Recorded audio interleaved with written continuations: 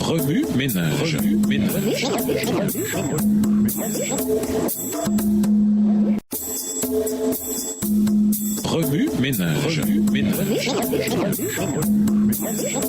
Bienvenue dans votre émission Remue ménage. Nous voilà la leçon de mardi. Investiguer. Lisons Michée 6, versets 1 à 8, Deutéronome 30, versets 1 à 6, Deutéronome 6, versets 4 à 9, Deutéronome 15, versets 4 à 11, Deutéronome 9, versets 4 à 29, Ézéchiel 36, versets 22 à 27, Deutéronome 26, versets 12 à 15 et Éphésiens 2, les versets 4 à 10. Michée 6, versets 1 à 8. Écoutez donc ce que dit l'Éternel. Lève-toi, plaide devant les montagnes, et que les collines entendent ta voix. Écoutez, montagnes, le procès de l'Éternel, et vous, solides fondements de la terre. Car l'Éternel a un procès avec son peuple. Il veut plaider avec Israël. Mon peuple, que t'ai-je fait? En quoi t'ai-je fatigué? Réponds-moi. Car je t'ai fait monter du pays d'Égypte, je t'ai délivré de la maison de servitude, et j'ai envoyé devant toi Moïse, Aaron et Marie. Mon peuple, rappelle-toi ce que projetait Balak, roi de Moab, et ce que lui répondit Balaam, fils de Béor, de Sittim à Gilgal, afin que tu reconnaisses les bienfaits de l'Éternel.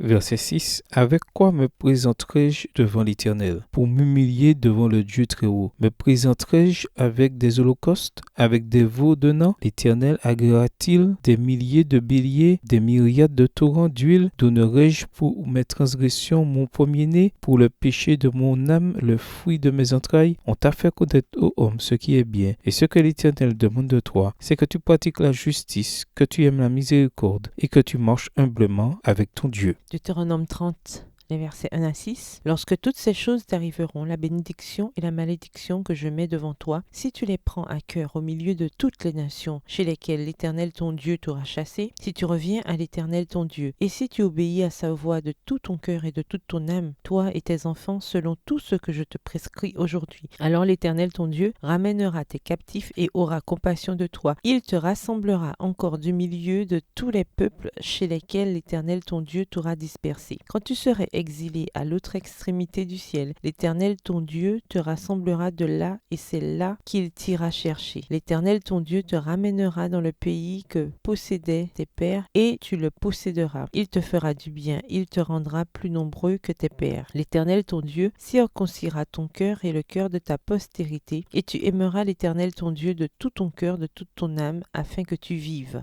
Deutéronome 6, versets 4 à 9. Écoute Israël, l'Éternel notre Dieu est le seul éternel. Tu aimeras l'Éternel ton Dieu de tout ton cœur, de toute ton âme et de toute ta force. Et ces commandements que je te donne aujourd'hui seront dans ton cœur. Tu les inculqueras à tes enfants et tu en parleras quand tu seras dans ta maison, quand tu iras en voyage, quand tu te coucheras, quand tu te lèveras. Tu les liras comme un signe sur tes mains et ils seront comme des frontaux entre tes yeux. Tu les écriras sur les poteaux de ta maison et sur tes portes. Deutéronome 15, versets 4 à 11. Toutefois, il n'y aura point d'indigent chez toi, car l'Éternel te bénira dans le pays que l'Éternel ton Dieu te fera posséder en héritage, pourvu seulement que tu obéisses à la voix de l'Éternel ton Dieu en mettant soigneusement en pratique tous ces commandements que je te prescris aujourd'hui. L'Éternel ton Dieu te bénira comme il te l'a dit. Tu prêteras à beaucoup de nations et tu n'emprunteras point. Tu domineras sur beaucoup de nations et elles ne domineront point sur toi. S'il y a chez toi quelque indigent d'entre tes frères dans l'une de tes portes, au pays que l'Éternel ton Dieu te donne, tu n'endurciras point ton cœur et tu ne fermeras point ta main devant ton frère indigent, mais tu lui ouvriras ta main et tu lui prêteras de quoi pourvoir à ses besoins. Garde-toi d'être assez méchant pour dire en ton cœur, la 7e année, l'année du relâche, approche. Garde-toi d'avoir un œil sans pitié pour ton frère indigent et de lui faire un refus. Il crierait à l'Éternel contre toi et tu te chargerais d'un péché. Donne-lui et que ton cœur ne lui donne point à regret, car à cause de cela, l'Éternel ton Dieu te bénira dans tous tes travaux et dans toutes tes entreprises. Il y aura toujours des indigents dans le pays, c'est pourquoi je te donne ce commandement. Tu ouvriras ta main à ton frère, au pauvre et à l'indigent dans ton pays. Deutéronome 9, les versets 4 à 29. Lorsque l'Éternel ton Dieu les chassera devant toi, ne dis pas en ton cœur, c'est à cause de ma justice que l'Éternel me fait entrer en possession de ce pays. car c'est à cause de la méchanceté de ces nations que l'Éternel les chasse devant toi. Non, ce n'est point à cause de ta justice et de la droiture de ton cœur que tu entres en possession de leur pays, mais c'est à cause de la méchanceté de ces nations que l'Éternel ton Dieu les chasse devant toi. Et c'est pour confirmer la parole que l'Éternel a juré à tes pères, à Abraham, à Isaac et à Jacob. Sache donc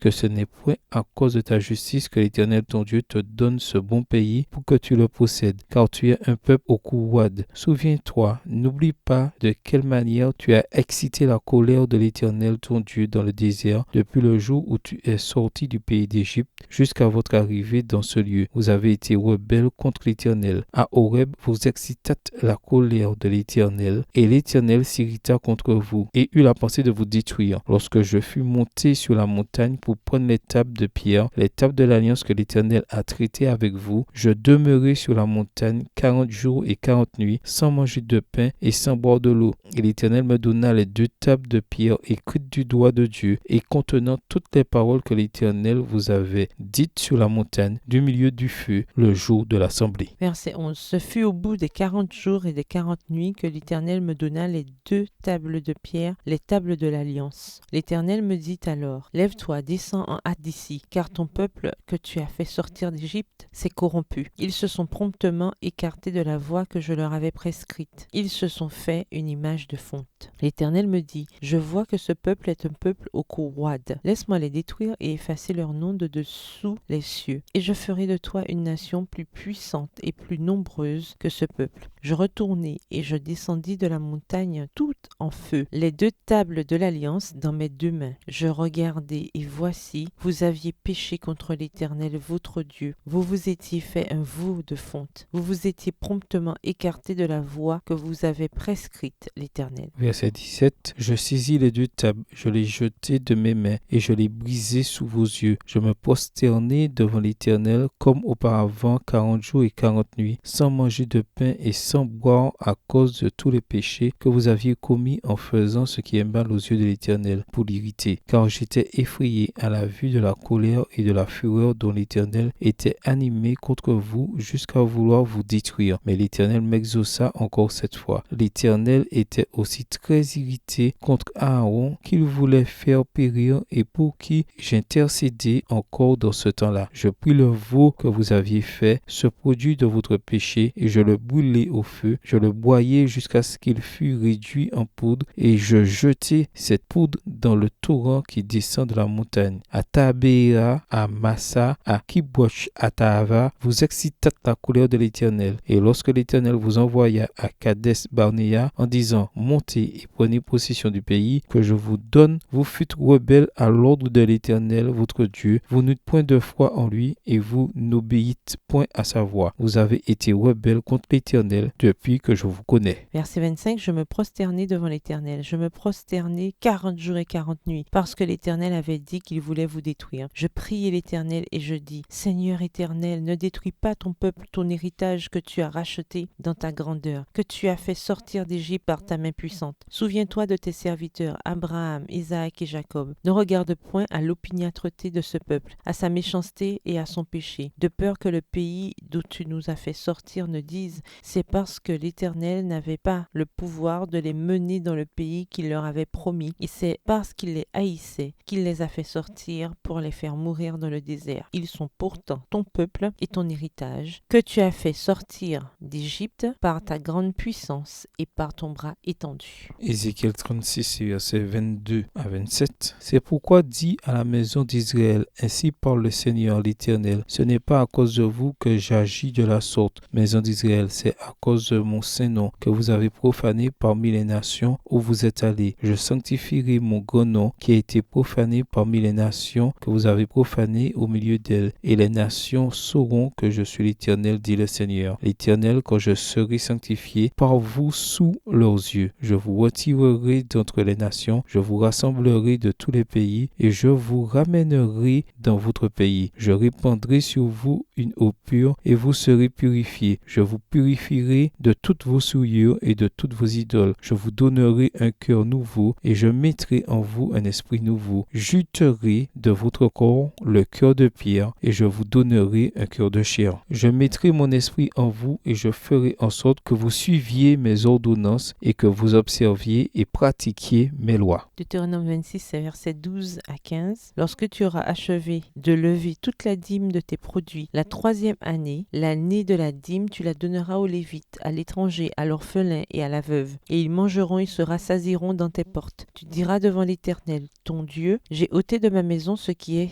consacré, et je l'ai donné aux Lévites, à l'étranger, à l'orphelin et à la veuve, selon tous les ordres que tu m'as prescrits. Je n'ai transgressé ni oublié aucun de tes commandements. Je n'ai rien mangé de ces choses pendant mon deuil. Je n'en ai rien fait disparaître pour un usage impur, et je n'en ai rien donné à l'occasion de mort. J'ai obéi à la voix de l'Éternel mon Dieu. J'ai agi selon tous les ordres que tu m'as prescrits. Regarde de ta demeure sainte des cieux et bénis ton peuple d'Israël et le pays que tu nous as donné, comme tu l'avais juré à nos pères, ce pays où coule le lait et le miel. Éphésiens 2, les versets 4 à 10. Mais Dieu qui est riche en miséricorde à cause du grand amour dont il nous a aimés, nous qui étions morts par nos offenses, nous a rendus à la vie avec Christ. C'est par grâce que vous êtes sauvés. Il nous a ressuscités ensemble et nous a fait asseoir ensemble dans les lieux célestes en Jésus-Christ, afin de montrer dans les siècles à venir l'infinie richesse de sa grâce par sa bonté envers nous en Jésus-Christ. Car c'est par la grâce que vous êtes sauvés par le moyen de la foi, et cela ne vient pas de vous, c'est le don de Dieu. Ce n'est point par les œuvres afin que personne ne se glorifie, car nous sommes son ouvrage, ayant été créés en Jésus-Christ pour de bonnes œuvres que Dieu a préparées d'avance afin que nous les pratiquions. Remue-ménage. Quelle relation ces versets ont-ils avec le passage principal? Quels autres versets ou promesses vous viennent à l'esprit en rapport avec Deutéronome 10? Au revoir. Et à demain si Dieu veut.